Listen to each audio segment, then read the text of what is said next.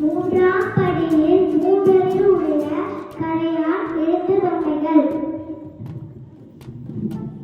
நான்காம் படி நான்கு உயிரினங்கள் சிலந்தி, தேள், வெட்டுக்கிளி, பூரான். ஐந்தாம் படி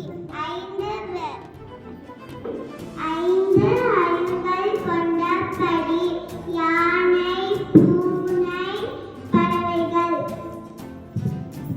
ஆறாம் படி மனிதர்கள். ஏழாம் படியில் மகாரிஷிகள். எட்டாம் படி 8 அறிவு உள்ள தேவர்கள். ஒன்பதாம் படி 9 அறிவு உள்ள முப்பேறு தேவிகள். நன்றி.